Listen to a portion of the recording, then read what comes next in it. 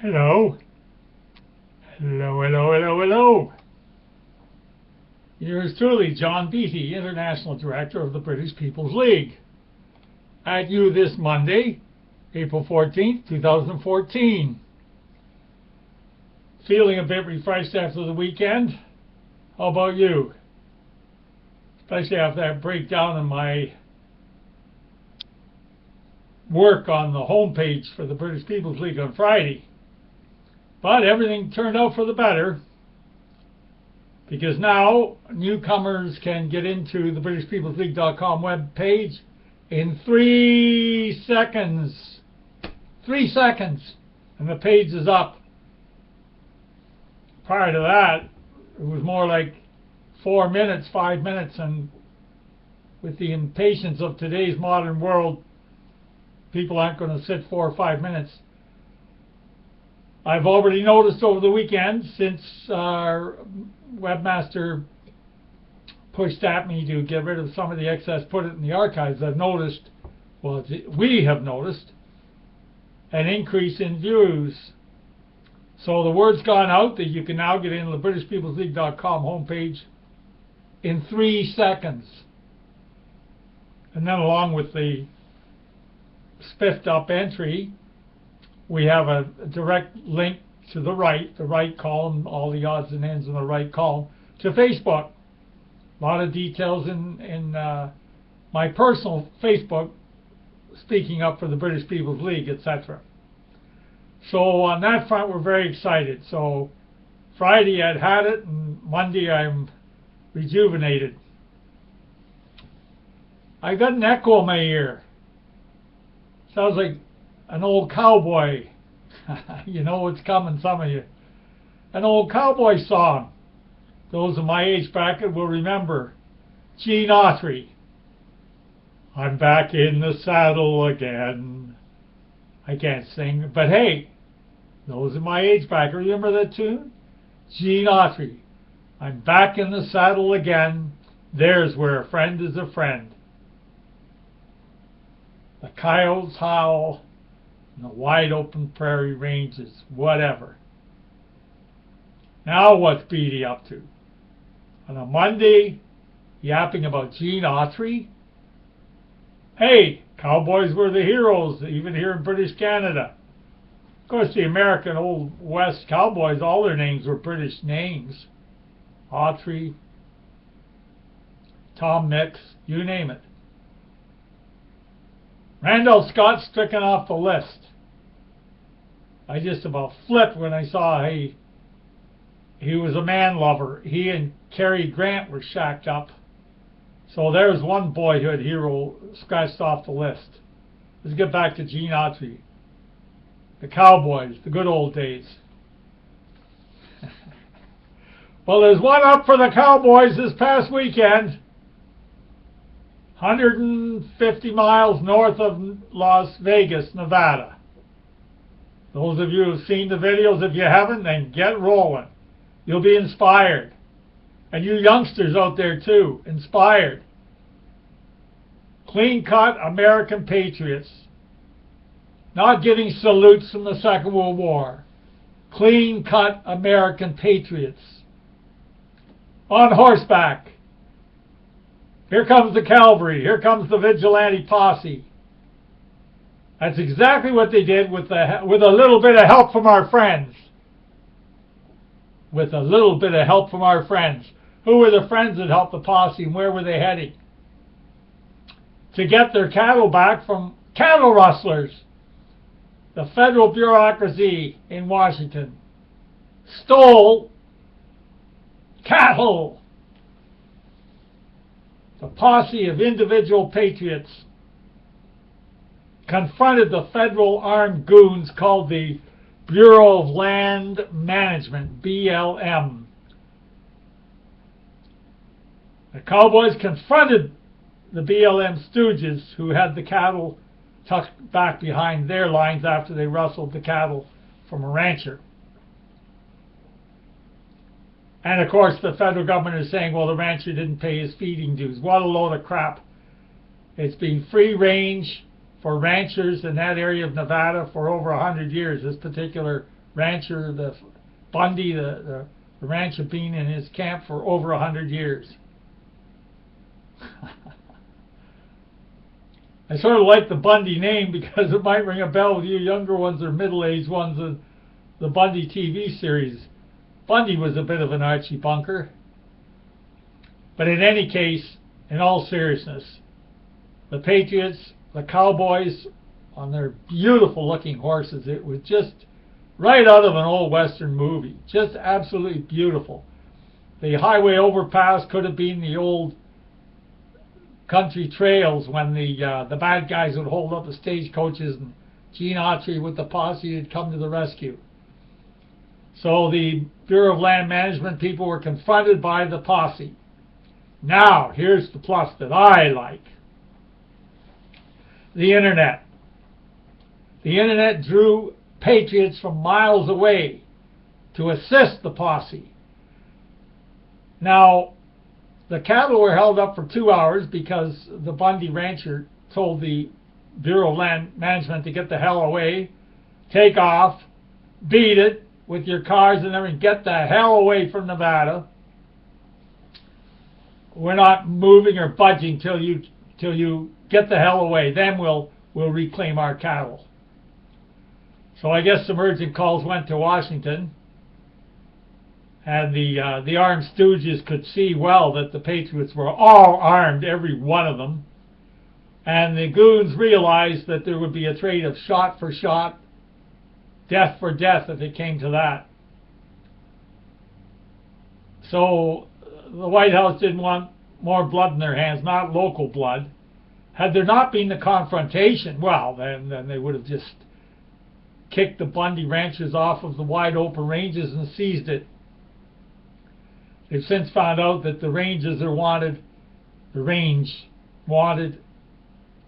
by this Harry Reid guy in Washington. He's going to set up solar panels for Chinese, sales to the Chinese. Well, isn't that bloody marvelous? So the word spread through the Patriot community to assist the ranchers. And what I was going to get at,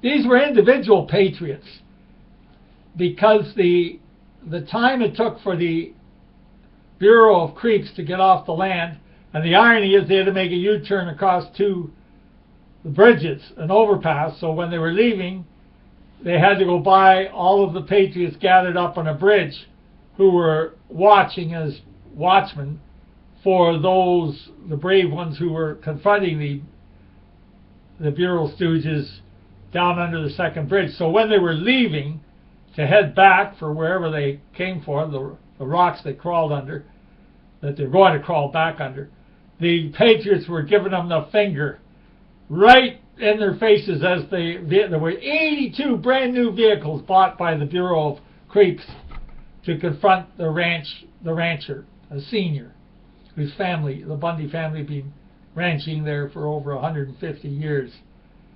So it was like one of the old Wild West movies being revisited. Gene Autry would be proud as hell. It's just, it was a sight for this boy's eyes, I'll tell you. And to make it, well, better, the cameraman, the video that I witnessed, I hate to give credit to them because this, what I'm going to mention, they're into a lot of conspiracy crap and so on. Well, forget that for the moment. This particular video was done by Infowars.com. Infowars.com. And they're well known in a lot of circles. Well, the cameraman was, what do you call those guys, independent, libertarian. He risked his life too. He went right up with the horses and the works, and the federals told them, don't take another step, we're going to shoot. And they had their guns drawn and aimed right at the Patriots. Well, the Patriots did likewise. There were quite a few of the Patriots had their rifles aimed right at the feds. But this cameraman takes credit. I mean, it's one thing to go film an event, another to put yourself on the front line and risk death for the cause of liberty and freedom. I would say in the video, so go into, I guess you could click anything on Google. Bundy standoff Nevada. Just click in Nevada standoff, Nevada ranchers. Be easy to find in Google. And then you'll see a couple of lengthy videos. When you get one that says it's an hour and a half, then you'll know you've got the InfoWars one. Because why I bring it up, it was quite interesting to have such a lengthy video. It was only lengthy because the federal goons had to clear away before Bundy and his volunteers would recollect their cattle. It took quite a while for the Bureau of Land Management goons to pack up their goods and take off, and then go in and get the cattle further down the highway under the underpass. They had to get all of the patriots to move back from the overhang of the overpass back over the other side so they wouldn't spook the cattle.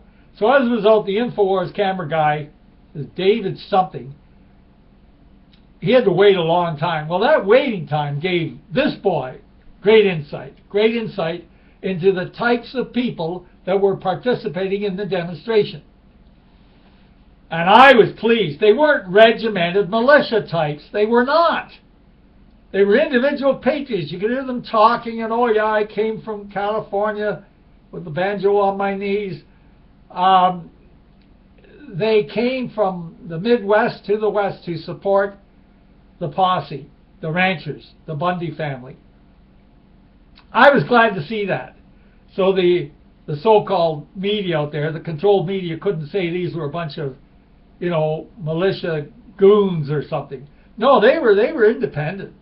That hour and a half, well, the camera had nothing else to do while waiting for the cattle to gather so they could go back. Under the second overpass, under it was the trail. And there was a long wait, and he kept saying how hot it was. And then on one side of the bridge, there was about another 500 people with their campers and so on, all spread back on the hillside so not to spook the cattle. Because when the rustlers, the federal rustlers, forced the cattle to the other side originally, they used helicopters to scare the hell out of them. The reports are was about 125 cattle dead, as was all the panicking from the helicopters. So, okay, so that's my point. In that hour and a half, oh, it was refreshing. A lot of women with their sidearm guns right at their hips. It was refreshing that they were ordinary people. One guy, quite overweight, joked he couldn't do much running, but he was a good shooter. I have to say a lot of the fast food ads are true. A lot of the volunteers, they were there to risk their lives. Boy, a lot of them were overweight. The ranchers, they were pretty slim and trim. And oh, there was about 100 on horseback. Oh, it was, here comes the cavalry. It was just unbelievable. So please, if you don't do anything else to pick your spirits up, dig in and get that Nevada video. The long one. Because it has talk and discussion amongst the people waiting for the cattle. And they were instructed not to spook the cattle. So then at the tail end, there was this enormous cheer went up for the crowd. I thought, hey, that's going against, they're going to spook the cattle. No, it was the ranchers at the tail end getting the applause from all of their backuppers. Because everyone there to witness knew they were there. There were flags flying, patriot flags. It was just inspirational. An inspiration for white patriots around the globe. Whether you're a British patriot, a German patriot, European patriot, you name it. A massive inspiration for all of us that the little guy can stand up to the feds thanks to the power of the internet. Half that crowd wouldn't have been there if it wasn't for the internet. And the contacts that would be made and so on. It was great. Fantastic victory against the feds. The vigilantes rounding up their rustled cattle from the bad guys, who were scared off back home before they were hung. And again, because of the way they were shuffled across the bridge, the patriots all gave the finger. It was a riot. These brand new bought vehicles and mud, whatever the hell you call them, all-terrain stuff, hooked to their backs, coming along, getting by all the patriots at the side of the overpass. And they were all giving the fingers and go home and just shoving it at them. Oh, I'm sure it's not the end of it, but 25 bucks. this victory in the middle of April 2014 will give the Patriot community even more backbone. Their friends who were waiting when they got home after attending the Protection Day will all be saying, oh, nothing happened. Oh, good for you guys. And there'll be strength there. Good news always brings strength. So the individuals who came to the call of the Alamo, the individuals who came to the call of Rorke's Drift, the Zulu Wars,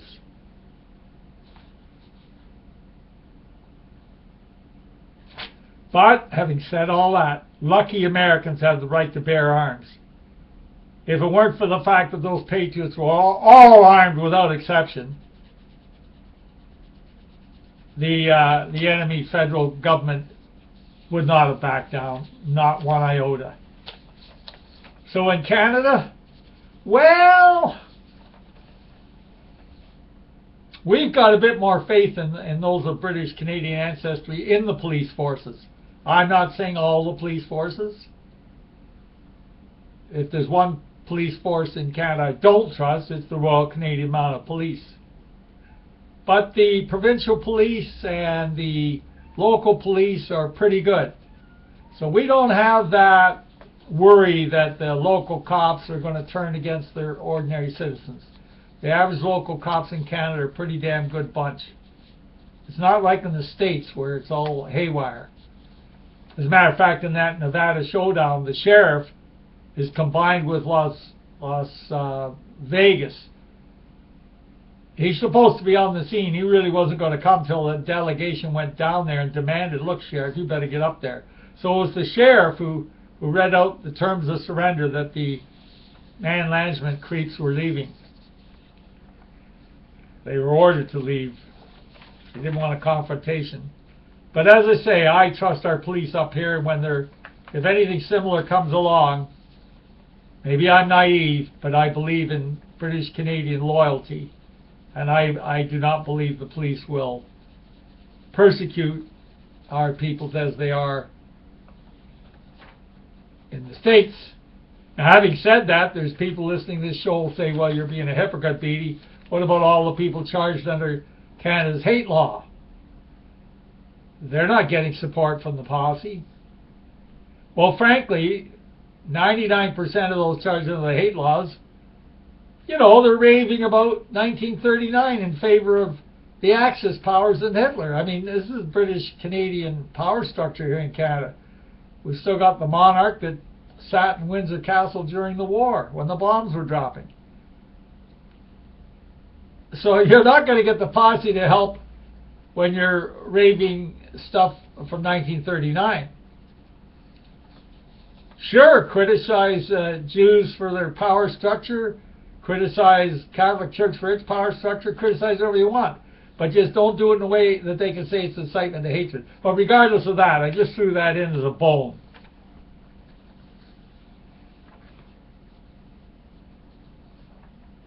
The contacts will spread after that business in Nevada. And after you look at the video, you'll be proud. So I've stressed that heavily. The tail end of the show today, I want to stress how pleased I am once again, as I began at the beginning of the show.